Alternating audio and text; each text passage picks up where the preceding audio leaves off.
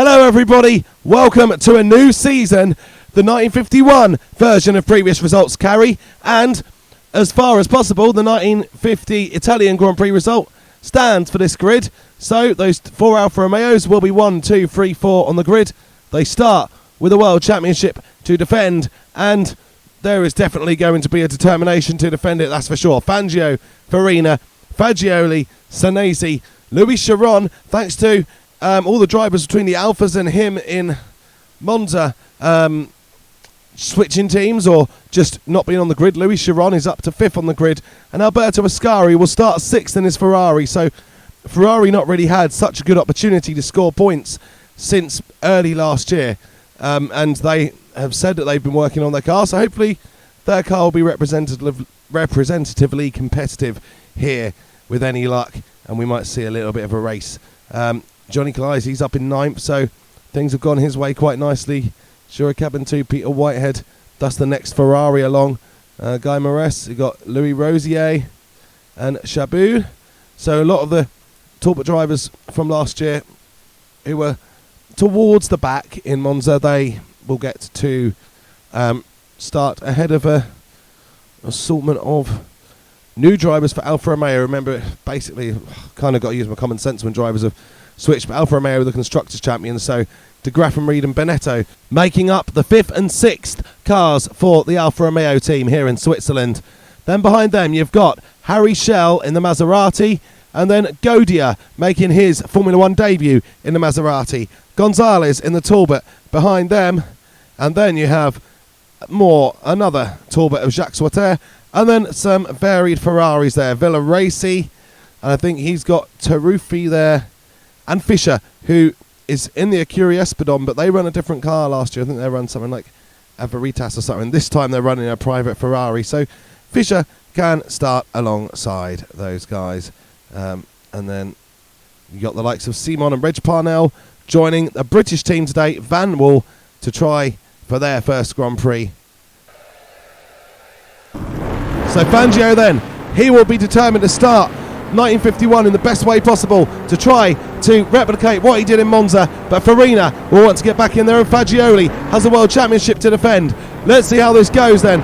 All the 3 Alfa Romeos pretty level at the start, but Fagioli now drops back, having had a little bit of a contact with Farina, and Fagioli, in fact, he's really swaying and veering, and now Fagioli is over, and he is off. Ascari's got his Ferrari through in the third as Sanesi caught up in the incident with Fagioli. So Farina and Fangio, they are 1 and 2, with Ascari in the Ferrari really close behind. I mean, they've had a bit of contact as well, and that's both of them over, up and over, and Ascari somehow avoids getting taken out in that melee, but both of the Alfa Romeos, the top Alfa Romeos left in the race, are out, I think, and well, that means Ascari has a nice comfortable lead. The chaos behind has meant that louischiron is up to 2nd place, but he is a little way behind Ascari already, and you've got a Tantalon there, and Farina is still in the race, but he's not got much hope of getting onto the track again, and that is, well, that's the 2nd time he's ended up upside down. He's definitely got no hope of getting back onto the racetrack.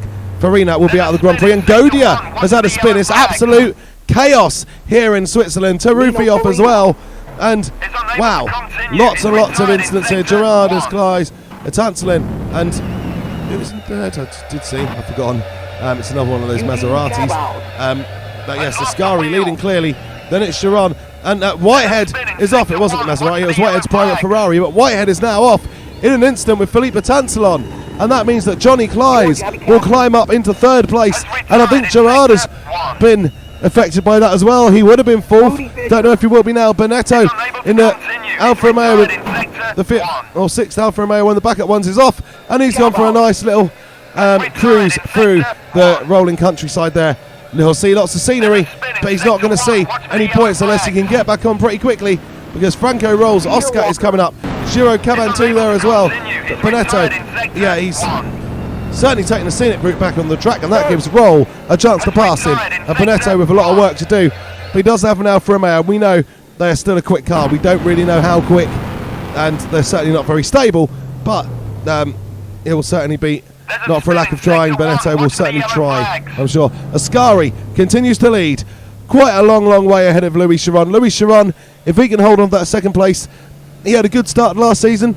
That involved wins. Don't think this one's going to, but he will be happy enough with a positive start and to gain 6 points on those Alfa Romeos.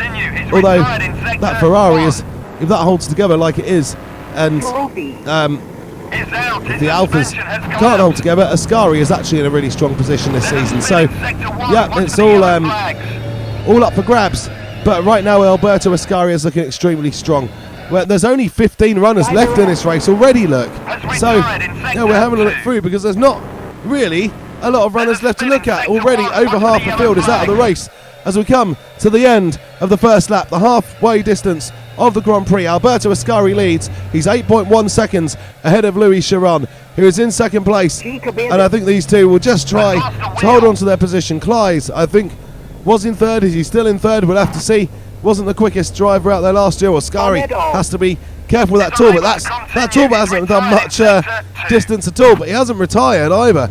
See, the driver's still in trying to get it to run, but it's running extremely slowly. Ascari comes through all the banking parts there to emerge, and still in the lead for Ascari.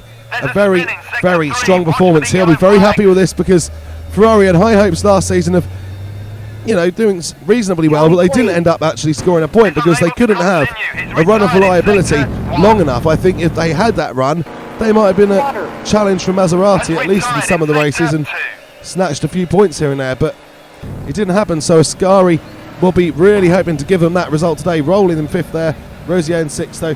There's Sterling Moss. Remember, he started last in 32nd, and Godia had a lot of pace, was trying to come up and catch him, and he's lost it, and Moss will hold on to his 7th place there on his Grand Prix debut. Started 32nd, currently in 7th position, so only a couple of places off the points. And with the Klaes is out, and with the rate that everyone's retiring at, Bob Gerard now up into 3rd, and with the rate that everybody is retiring at, it is certainly not inconceivable that Sterling Moss could get a point here. He only needs one more retirement if he keeps his car on the road, although Godia is very, very quick, so he will want to do something as well, but he's lost so much ground, and he's losing more ground because every time he catches up to somebody, he spins off. Ascari, he is looking fantastic. He's not that far off finishing the race. He's well around the first lap here. Well around the lap, well halfway around, and Ascari continues to shine and really perform in that Ferrari, and Ferrari going to be absolutely delighted with this performance today. It looks to me like Chiron is catching up to him somewhat, but Ascari still has a comfortable advantage, but at least Chiron is in the trees before Ascari is out of the trees, and that's something to be said for it, I suppose. Francorol, he is a long way back in the OSCA, and then you've got louisrosier now up into 4th place, and Bob Gerard in 5th in the era, and Moss has had a spin, and Godia goes past and has a spin and a roll, and somehow still keeps his car in one piece. Well, those Alfa Romeos had a little, there's another off, that's Harry Schell, and look, I think he's lost his wheel. But, did he lose his wheel? I can't probably see. Parnell now up into 8th in the van wall. But yeah, the Alfa Romeos, they've had one little touch on something and they're out of the race, but Godia has had 2 or 3 high impact heavy spins and he's still running. Here comes Alberto Ascari though, and he is looking to win the race. He is comfortably ahead of everybody. What a great start to 1951 for Alberto Ascari in the Ferrari, and he is the winner of the Swiss Grand Prix. We wait to see who is going to follow behind him. It should be Chiron, but everybody else is having moments, and anybody could be 3rd. Let's hope Roll holds on, but it could be anybody, and there's a lot of drivers who have not experienced that sort of high last year getting up there. Chiron finishes in 2nd place, so he'll be happy with that.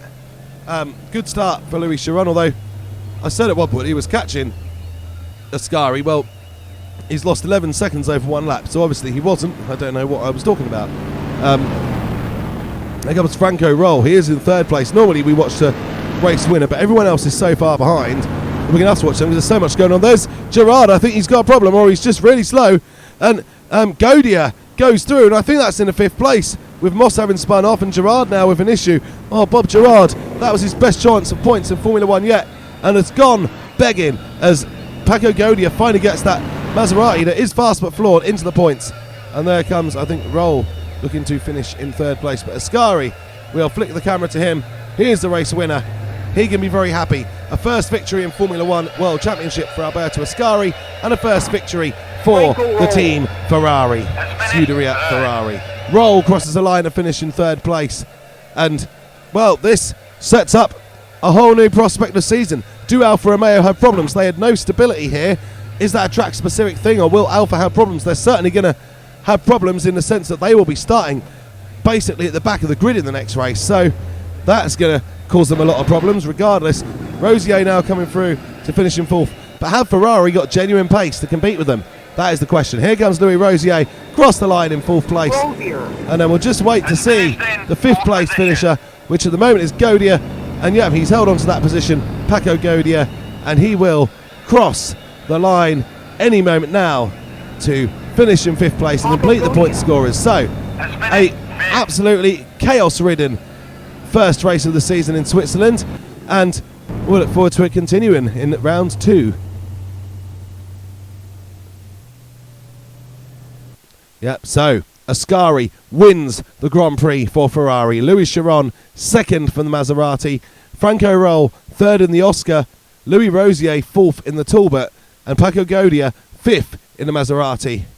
So, wow, that is more constructors scored points in this race than scored points in the entirety of last season. So that bodes well. Obviously, the championship will be as the race results stand, and then the constructors, Ferrari on 8, Maserati on 8, OSCA 4, Talbot on 3. Thank you so much for watching. Please feel free to like and subscribe and ring the bell for notifications. Really helps us build the channel and the community. And take care. We'll see you soon.